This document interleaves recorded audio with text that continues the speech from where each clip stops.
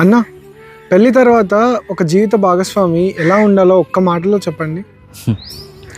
ఒక్క మాటలో చెప్పాలి అని అంటే, కాలం వెనక్కి తిరిగి మళ్ళీ పెళ్లి చేసుకునే అవకాశం వస్తే ఈ వ్యక్తే నాకు జీవిత భాగస్వామిగా ఉండాలి అని కోరుకునేలా ఉండాలి.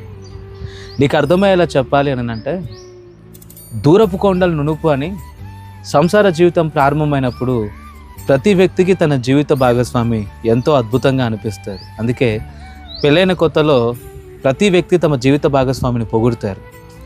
కాలం గడుస్తున్న కొద్దీ కనిపించేవి వినిపించేవి అన్ని కంప్లైంట్సే. ఎందుకు అనంటే, సమీపిస్తున్న కొలది వ్యక్తిలోని తప్పులు లోపాలు కనబడుతూ ఉంటాయి.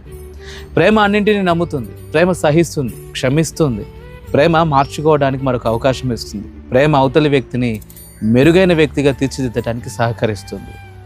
ఈ వాక్యబద్ధమైన నిజమైన క్రీస్తు ప్రేమను చూపించేటువంటి వ్యక్తి అవతలి వ్యక్తి జీవితంలో ఎప్పుడూ ఒక ఆశీర్వాదంగా ఉంటారు. కానీ కొంతమంది ఉంటారు, అవతలి వ్యక్తి జీవితంలోని లోపాలను ఎత్తి చూపడం, తప్పుల్ని ఎండగట్టడం, నిలదీయడం ఇదే పనిగా పెట్టుకొని ఉంటారు. వీరి ప్రేమ అవసరంతో ఏర్పడింది, వీరి ప్రేమ నిజమైన ప్రేమ కాదు. సో క్రీస్తు ప్రేమతో ప్రేమించే వ్యక్తిగా ఉండాలి.